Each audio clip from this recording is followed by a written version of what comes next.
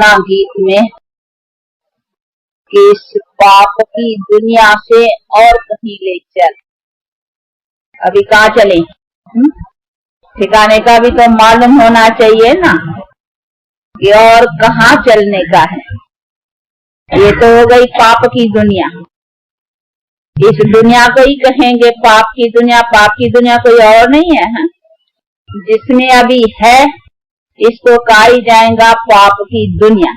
पाप से ही दुख होता है, इसीलिए इसको कहा ही जाएगा दुख की दुनिया, अशांति की दुनिया। तभी तो आज हमारी दुनिया में विश्व शांति, वर्ल्ड पीस ये चाहते हैं ना। हाँ, देखो ये वर्ल्ड पीस का अक्षर भी तो इधर है भाई। वर्ल्ड पीस होनी चाहिए, विश्व शांति होनी चाहिए। तभी तो विश्व शांति के लिए यहाँ धर्म सम्मेलन आदि आदि कई ये सब उपाय करते हैं।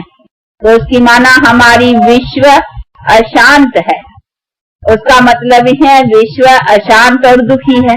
तो विश्व हो गई नहीं सारी, तो उसको ही तो कहेंगे नहीं पाप की दुनिया। तो अभी कहते हैं पाप की दुनिया से और कहीं ले चल। अभी किधर चले? हाँ, और ठिकाने का भी तो मालूम होना चाहिए कि और कौन सा ठिकाना है जहाँ सुख और शांति है। तो कहीं जो समझते हैं कि कोई दुनिया स्वर्ग या कोई ऐसी दुनियाएं है जहाँ जाना है सुख शांति में, नहीं। सुख और शांति को भी इस दुनिया में आना है, लेकिन आए कैसे वो समझने की बात है कि वो कैसे बने। बनना इस दुनिया में है, दुनिया ये एक ही है, बाकी इस दुनिया का परिवर्तन होने का है। तो परिवर्तन कैसे आवे उसके उपाय का नॉलेज होना चाहिए। तो वो बैठ कर करके परमात्मा अभी समझाते हैं, क्योंकि ये हमारे पास जो समझ है वो समझ कोई हमारी कल्पना नहीं है या अपनी मन की कल्पनाएं से नहीं समझी हुई बात है। ये तो जो जानी जाननहार सर्व समर्थ, जिसको निराकार परमपिता परमात्मा कहा जाता है और जिसको ही ज्ञान का सागर कहा जाता है, वो बैठ कर करके अभी समझा रहे हैं। तो वो समझाते हैं कि किस कारण से तुम्हारे पास दुख शांति भी आई है। ऐसे नहीं ये सदाई कोई दुनिया दुख शांति की है, दुख शांति भी इस दुनिया में आई है। अभी फिर आई चीज को फिर लौटाओ। हाँ, अभी उसको कैसे लौटाओ, फिर सुख शांति को लाओ, उसका बैठ करके उपाय समझाते हैं कि ये हुआ है तुम्हारे पाप कर्म से। दुख जो हुआ है वो तुम्हारे पाप कर्म से हुआ है, और पाप तुमसे हुआ है विकारों के कारण। अभी विकारों को नष्ट करो तो पाप होना बंद हो जाएगा, और पाप न होने से फिर दुख नहीं होगा। तो दुख और अशांति को अगर मिटाना है तो खाली सम्मेलन या और कोई उपाय करने से नहीं होगा। जब तक इन विकारों को नाश नहीं किया गया है, तब तक हमारे पाप कर्म बंद नहीं होंगे, और जब तक वो हमारे पाप कर्म बंद नहीं हुए हैं तब तक हमारे पास सुख नहीं हो सकता है। तो हमारे पास सुख शांति आएगी तभी जब हम अपने कर्मों को स्वच्छ बनाएं। तो उसी स्वच्छ को कैसे बनाएं उसकी बैठ कर करके ये अभी शिक्षा बाप दे रहा है कि किस तरह से अपने कर्मों को स्वच्छ बनाओ। तो वो बनाएंगे तभी हमारी दुनिया जो है ना सुख और शांति वाली होंगी। तभी ये जो गीत में सुना ना ले चल, तो ले चलने का है कि अभी ये पाप की दुनिया से अथवा दुख से तो सब थके है ना। देखो थके है ना। हाँ? कि थके नहीं हो कि पसंद है दुनिया ये। बहुत थके हैं। तो अगर थके हो और चाहते हो कि हम सुख शांति की दुनिया अथवा सुख शांति में रहे, तो उसके लिए फिर हमको ये जो दुख शांति का कारण है उसको नाश करना पड़ेगा। इसीलिए कहता है परमात्मा भी अभी हमको मेरे को उसमें मदद करो, क्योंकि तुम्हारे कर्म के भ्रष्ट होने के कारण ही तो दुख शांति हुआ है ना। तो अगर तुम सुख शांति चाहते हो तो फिर अपने कर्मों को बदलाओ अभी। तब उसमें फिर वो पुरुषार्थ करने का है ना, और उसी पुरुषार्थ करने के लिए कोई भी ऐसी डिफिकल्ट बात नहीं है।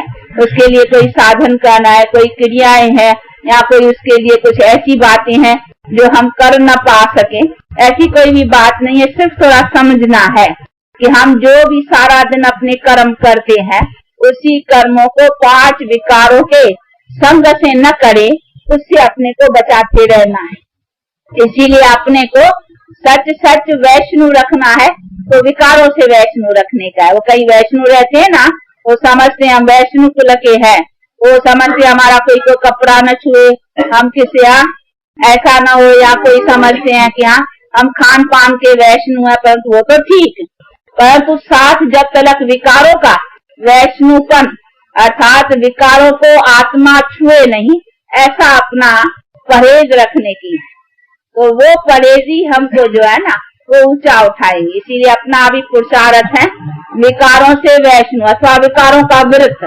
वो जो व्रत भी रखते हैं ना, तो हमको सच सच व्रत किसका रखने का है? विकारों का। ये 5 ही विकार हैं जिसी से ही हम दुख उठाते हैं। इसीलिए अभी विकारों का व्रत, विकारों से वैष्णु, क्योंकि आत्मा को विकारों ने ही मैला बनाया है। तो वो मैल जो चरी है वो विकारों की चरी है, नहीं बाकी और कोई चीज की मैल थोड़ी है, ये विकारों की। तो अभी हमको स्वच्छ भी होना है, तो इस मैल को निकालना है।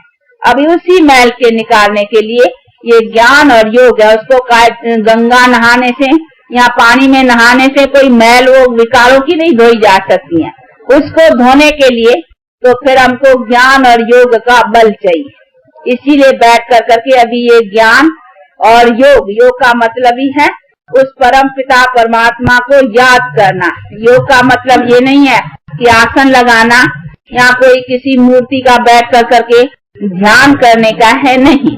ये है हमको चलते फिरते खाते पीते उस परम पिता परमात्मा की याद रखनी, परंतु वो भी याद तभी हो सकेंगी जब पहले पहले उनका परिचय होना चाहिए। पहली तो बात ये समझने की कि परमात्मा क्या है, क्योंकि परमात्मा कहीं जो समझते हैं कि सभी जो रूप है वो परमात्मा के हैं, परंतु नहीं। परमात्मा जिसको निराकार कहा जाता है, उस निराकार का भी ज्ञान होना चाहिए कि निराकार परमात्मा कौन सी चीज है। तो निराकार परमात्मा कौन सी चीज है, वो तो हमारी पास इस भारत में उसकी प्रतिमा की भी मान्यता है, जिसको शिवलिंग कहा जाता है। पर तो कई इस शिवलिंग के प्रतिमा का भी अर्थ नहीं समझते हैं। वो तो समझते हैं शिव और शंकर जो है ना वो एक ही है। वो जो आकार का भी देखते हैं, वो जटाएं बटाएं सांप आम पड़ा हुआ होता है, मूर्ति दिखलाती हैं, परंतु वास्तव का करके परमात्मा जिसको कहा जाता है वो उस निराकार को, जो शिवलिंग की प्रतिमा है। आप लोगों ने देखा होगा वो रामेश्वर का भी एक मूर्ति दिखलाती हैं। यहाँ कई मूर्तियों में ऐसा भी है कि सभी देवताएं जो है ना वो शिवलिंग के आगे हाथ जोड़ कर करके खड़े हैं। उसमें कृष्ण, राम आदि सब, ब्रह्मा विष्णु शंकर सभी देवताएं आ जाते हैं जो शिवलिंग की बैठ कर करके मान्यता करते हैं। तो उससे सिद्ध होता है कि सभी देवताओं के भी ऊपर वो निराकार परमपिता परमात्मा है, जिसी का मान्यता देवताएं भी करती हैं। तो ये समझने की बातें हैं कि हमारा परम पूज्य परम पिता जिसको कहा जाता है वो सब का पिता, देवताओं का भी पिता उसी निराकार परमात्मा को कहेंगे। तो वो जो शिवलिंग की प्रतिमा है असल में ये यादगार है उसी निराकार परमात्मा की। तो निराकार परमात्मा जिसको ज्योतिर्लिंगम कहा जाता है अथवा ज्योति रूप, परंतु वो लिंगाकारी को या स्ट्रॉ लाइक बिंदियां है तो एकदम छोटी सी। तो ये सभी चीजें समझने की कि उसी निराकार परम पिता परमात्मा, जो हम आत्मा भी वैसे निराकार हैं। आत्मा को भी तो इस आंखों से नहीं देखा जाता है ना, ये तो शरीर है जो इस आंखों से देखा जाता है, लेकिन आत्मा को तो इस आंखों से नहीं देखा जाता है, तो उसको भी निराकार कहेंगे। निराकार का मतलब ये नहीं है कि इसका कोई आकार नहीं है। कई ऐसे समझते हैं कि उसका कोई शेप, कोई आकार कुछ है ही नहीं उनका, परंतु नहीं, निराकार का मतलब ही है कि हाँ ये मनुष्य जैसा उसका शेप या शक्ल नहीं है, बाकी उनका अपना आकार अथवा ज्योति रूप निराकार जिसको कहा जाता है वो है तो जरूर ना। ऐसे बिना आकार या बिना कोई यहाँ रूप के कोई चीज है ही नहीं। ये जो आवाज है ना हम बोलते हैं तो इसका भी रूप है। अगर इसका रूप नहीं होता ना तो लंदन में बोलते हैं, गीत गाते हैं हम रेडियो के जरिए, यहाँ जो सुनते हैं तो नहीं तो सुन नहीं सके। तो उनका भी रूप है जिसको अंग्रेजी में वेव्स कहते हैं। तभी तो वो इंस्ट्रूमेंट के जरिए उसको कैच कर सकते हैं। वहां बोलते हैं, वो आवाज को कैच करते, तो आवाज का भी तो रूप है ना, और तो आवाज का इस आंखों से दिखाई नहीं पड़ता। अभी हम बोल रहे हैं, ये क्या चीज आवाज है जो आपके कानों तक आ रहा है, आप देखते हो उस आंखों से। तो इस आंखों से तो इस दुनिया की भी कई चीजें नहीं देखी जा सकती हैं। तो उसका मतलब ये नहीं है उसका कोई रूप ही नहीं है, रूप है, लेकिन इस नजर से वो बड़ा सूक्ष्म है, इसीलिए इस आंखों से नहीं देखी जा सकती है। परंतु हाँ, वो परमात्मा तो और ही सूक्ष्म चीज है ना, इसीलिए इस आंखों से भले नहीं देखी जाती है, दिव्य दृष्टि से देख भी सकते हैं, परंतु वो दिव्य दृष्टि से देखा ना, तो उस चीज का ज्ञान होना चाहिए। तो ये चीजें समझने की, जिसको परमात्मा कहा जाता है, निराकार, और जिसकी यादगार हमारे भारत में मानी पूजी भी जाती है, परंतु कई इस बात को जानते नहीं है कि ये किसकी मान्यता है। वो राम का, रामेश्वर का भी चित्र है, तो राम भी देखो उसको बैठ कर करके उनका पूजन कर रहा है, तो उसका मतलब है उसके भी ऊपर कोई है ना। तो ये है वो अथॉरिटी सर्वशक्तिवान परमपिता परमात्मा की, जिसको ही परमात्मा कहा जाता है। तो अभी ये समझना है, तो उनको भी यथार्थ रीत से समझ करके उसके साथ भी हमारा कौन सा रिलेशन है। जैसे हर एक, देखो हम लौकिक रीति से, लौकिक का मतलब है जो जन्म देने वाले माता पिता हैं, तो हाँ उनका अपने बच्चे कह करके उनको पिता कहते हैं, क्योंकि उसने उसको पैदा किया है। तो ये भी समझने की बात है कि आत्मा का जो पिता है वो उसी परम पिता परमात्मा को कहेंगे। इसी हिसाब से हर एक के दो बाप है, एक शरीर का पिता जिसको हर एक ने अपने अपने पिता से जन्म लिया है, और दूसरा है आत्मा का पिता। तो अभी उसी पिता से भी रिलेशन होना चाहिए, जिसी से ही हमारे सदा सुख के प्राप्ति का कनेक्शन है। तो अभी उसी बाप से कैसे रिलेशन, तो रिलेशन कहो या कनेक्शन कहो या योग कहो, बात एक ही है, परंतु वो योग कोई ऐसी दूसरी चीज नहीं है, उसको याद रखने का है। इसीलिए हम योग अक्षर को निकाल कर करके अगर याद अक्षर कहें तो और अच्छा, सिंपल है। नहीं तो योग से कहीं समझते हैं तो योग शायद कोई आसन लगाना है, या कोई ऐसा हठ योग या प्राणायाम या कई ऐसी बातें, क्योंकि योग आश्रम और बहुत योग के नाम पर बहुत स्कूल और ये सभी चीजें खोली हुई है ना, इसीलिए कहीं समझते हैं तो योग शायद कोई ऐसी बड़ी चीज है, परंतु वास्तव करके योग का मीनिंग है याद। और याद का मतलब ही है, जैसे आज देखो कॉमन भी किसी का किसी पर लगन होती है, प्रेम होता है, तो देखो वो याद आती है ना चीज, तो ये हमको उसको याद रखने का है, चलते फिरते खाते पीते। वास्तव करके योग इतनी इजी चीज है। याद के लिए क्या बैठ करके कोई आसन थोड़ी, किसको याद रखना होता है तो आसन लगा के बैठना थोड़ी होता है, या कोई याद के लिए कोई हठ योग या कोई प्राण नहीं। याद जिसकी होती है, जिसके तरफ लगन होती है, काम भी करो लेकिन उसकी लगन उधर चली जाएगी, तो ये है उसको याद रखने की बात। परंतु वो याद आवे कैसी, ऐसी लगन बैठे कैसे, उसके लिए इन बातों को समझना है कि उनका और मेरा क्या कनेक्शन है। तो वो कनेक्शन को जब समझेंगे, उसके रिलेशन को समझेंगे, और उससे वो बैठेगा कि वो हमारे को क्या देने वाला है, उससे हमें क्या प्राप्त करना है, तो फिर उनके तरफ हमारी लगन बढ़ेगी और उसी आधार पर उस चीज की याद रहेंगी। तो ये सभी चीजों को समझना है, और उसी याद रखने का भी क्या कारण है, क्यों हम उसको याद रखते हैं, उसका भी फरमान है। गीता में भी कहा है ना, मन मना भव, निरंतर मुझे याद करो। उसने भी कहा है स्वयं परमात्मा ने कि मुझे याद करो। क्यों कहा है कि मुझे याद करो, क्योंकि मुझे याद करने से तुमको वो शक्ति मिलेगी, वो बल मिलेगा, जो तुम्हारे पर पापों का बोझ है वो तुम्हारे पाप दगद होंगे। ये गीता के भी वर्षन है कि मुझे याद करने से तुम्हारे पाप दगद होंगे, अर्थात नाश होंगे। तो पापों को नाश करने के लिए उसको याद रखने का है। तो इसीलिए बात कहते हैं कि अभी ये तो मुझे जानो, समझो, मेरा परिचय मैं क्या हूँ, और फिर मुझे याद रखो, तो उससे तुम्हारे पाप भी नाश होंगे और तुम अपने कर्मों में श्रेष्ठ भी रहेंगे, दूसरा फिर पवित्र भी रहो। इसीलिए है कि बी होली एंड बी योगी, अर्थात अपने को पवित्र भी रखो। पवित्र का मतलब ही है 5 विकारों से कोई कर्म मत करो, तो उनको कहेंगे बी होली एंड बी योगी। तो मुझे याद करो, तो उससे क्या होगा कि याद करने से जो पहले किए हुए विकर्म है, अर्थात पाप का बोझा है, वो भी तुम्हारा नाश होगा। क्योंकि हमारे जीवन में 2 कर्मों का चलता है, एक जो किया है वो पाते हैं, दूसरा फिर बनाते भी जाते हैं जो पाना है। इसीलिए एक कर्म किया हुआ नतीजे में आ रहा है, दूसरा नतीजा बना रहे हैं। तो हमको दोनों तरफ को संभालना है। जो किया है वो भी अच्छा नहीं किया है, क्योंकि हम पाप कर्म करते ही आए हैं, तो वो भी तो हमारे सिर पर बोझा है ना। अभी दूसरा फिर हमको कर्म अपने स्वच्छ बनाने हैं, जिससे हमारे कोई कर्म ऐसे न बने जो हमारा कोई कर्म का खाता उल्टा जमा हो जाए। इसीलिए उसमें भी हमको खबरदार रहने का है। तो एक है प्लस, हाँ, दूसरी है माइनस, समझा ना। तो मैथमेटिक्स का हिसाब होते है ना। तो एक है कर्म खाता जो हमको माइनस करना है, काटना है, अर्थात हमने जो जोड़ा है वो उल्टा जोड़ा है।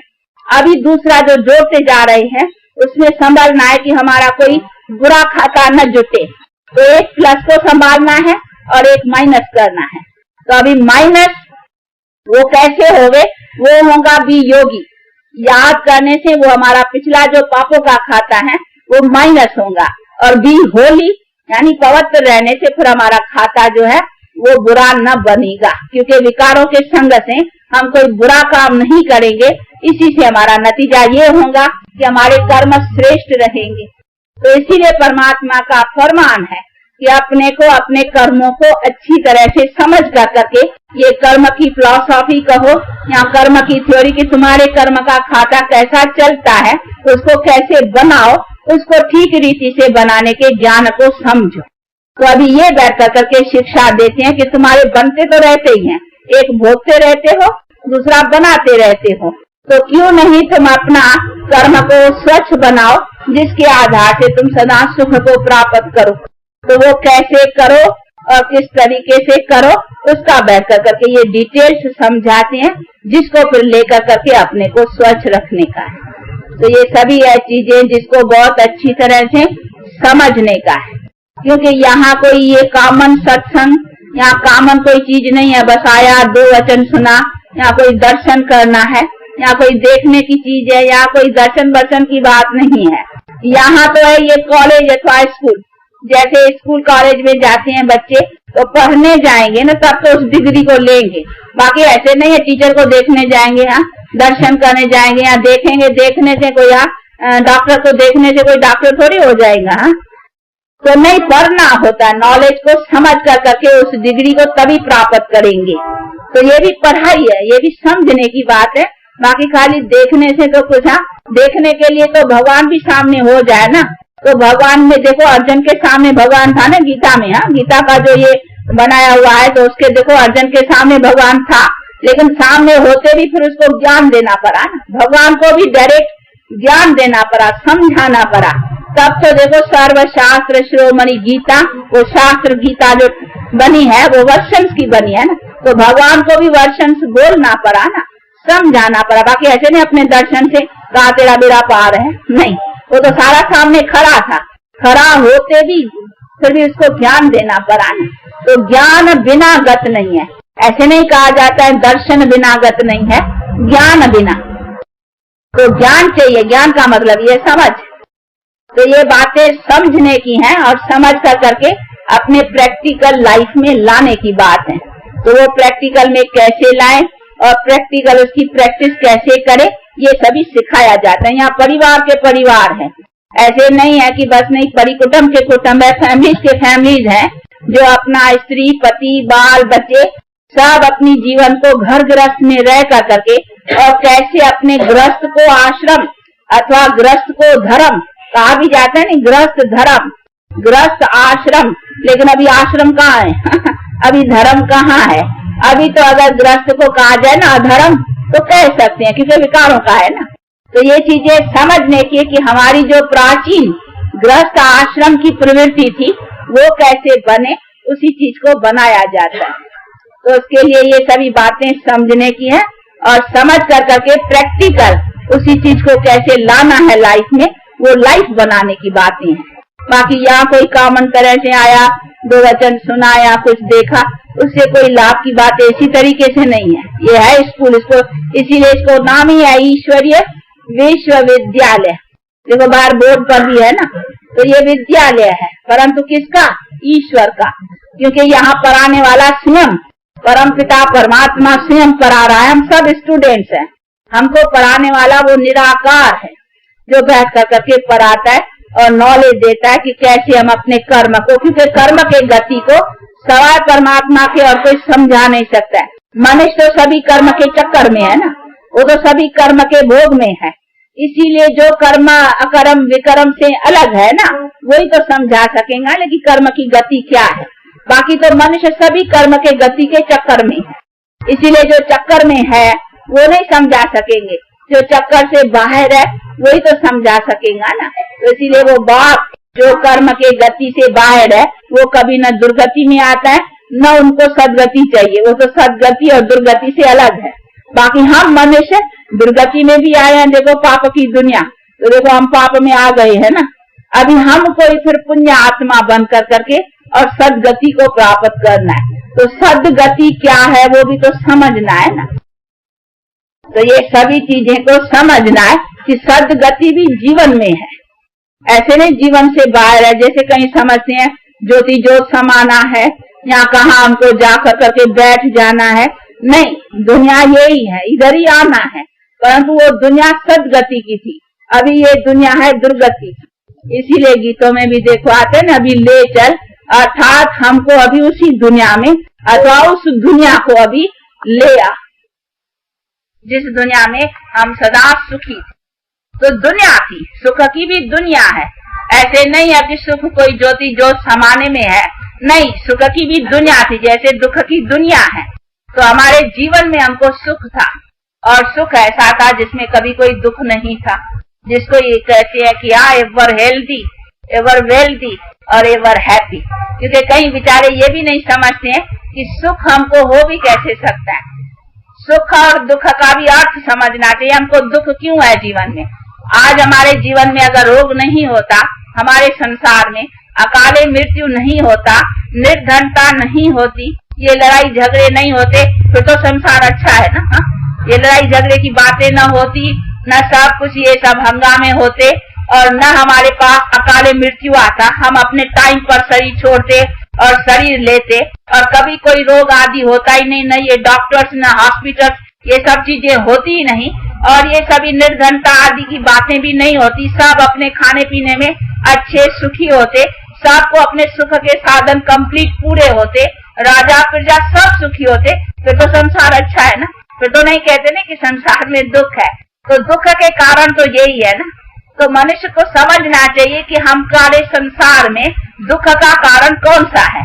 दुख का कारण है ये रोग, अकाले मृत्यु, निर्धनता, लड़ाई झगड़े, ये सभी जितने भी दुख के कारण। अभी ये कैसे निकले, तो हमको है हमारे संसार से उन चीजों को निकालने का प्रयत्न सोचना। बाकी ऐसे नहीं है कि संसार से हम चले जाएं, इसका मतलब ये नहीं है कि संसार में सदा ही ये चीजें हैं, नहीं। ये रोग आदि अकाले मृत्यु ये सब पीछे आया है, नहीं तो हम कभी अकाले नहीं मरते थे, कभी हमारे पास रोग आदि नहीं होता था, कभी ये निर्धनता, धन नहीं, खाने पीने के लिए मनुष्य मोहताज, ये सभी बातें थी नहीं। हमारी प्रकृति पूरी दासी थी, हमको सब सुख के, कभी ये अर्थक्वेक्स नहीं होती थी, कभी ये फ्लड्स नहीं होता था, ये सभी बातें होती नहीं थी। लेकिन आज सब कुछ होता है। मनुष्य को हर चीज से अभी दुख हो रहा है। क्यों दुख हो रहा है? क्योंकि मनुष्य कर्म भ्रष्ट है ना। तो हमको समझना चाहिए तो हमारे दुख के कारण कौन से हैं, तो ये भी चीजें समझने नहीं। बाकी ऐसे नहीं खाली दुख सुख, पर तो समझना चाहिए दुख होता ही का क्यों है और किस कारणों से दुख है। तो दुख है इसी कारण से। अगर ये चीजें हमारी दुनिया में नहीं होती, हम अपने मरने जीने में भी समर्थ होते। जैसे सांप होता है ना, एक खाल उठाता है दूसरी खाल लेता है, जैसे टाइम पर हम कपड़े पुराने उतारते हैं नए पहनते हैं, तो हमारे शरीर उतारने पहनने का हमारे में बल था। बाल युवा वृद्ध जब स्टेज पूरी होती थी तो हम टाइम पर अपने शरीर को अपने आप छोड़ते थे और नया शरीर लेते थे। लेकिन आज नहीं है, हम ही बैठे हैं, हाँ अभी अभी मर गया, हाँ कोई ऐसा एक्सीडेंट हो जाते, कई ये सभी अकाले मृत्यु होते ही है ना। तो बाप कहते हैं ये तुम्हारा जीवन है तुम्हारे पास, लेकिन जीवन के सुख के साधन तुम्हारे पास नहीं है, क्योंकि तुमने अपने कर्मों से वो साधन को भ्रष्ट बना दिया है। इसीलिए बाप कहते हैं अभी अपने कर्म को श्रेष्ठ करो तो फिर तुम्हारे जीवन में सदा सुख रहेंगे। तो वो कैसे रहे उसका बेहतर करके तरीका समझा। तो अभी इसी बातों को तो प्रैक्टिकल समझना है और प्रैक्टिकल उसके प्रैक्टिस में आकर करके अभी उसका क्या उपाय करना है वो सभी बातें समझ करके अपने जीवन में लाने की। तो ये तो अभी थोड़े टाइम यहाँ, क्योंकि कभी कभी नए आते हैं ना, तो थोड़ा डिटेल्स ऐसी ऐसी बातें समझानी पड़ती हैं। फिर उनको पता होना चाहिए कि लाइफ की एम क्या है। परंतु उसके लिए फिर भी कहेंगे कुछ टाइम दे करके आकर के सुनेंगे, समझेंगे तो अच्छी तरह से समझ सके। अच्छा, 2 मिनट साइलेंस, अभी टाइम।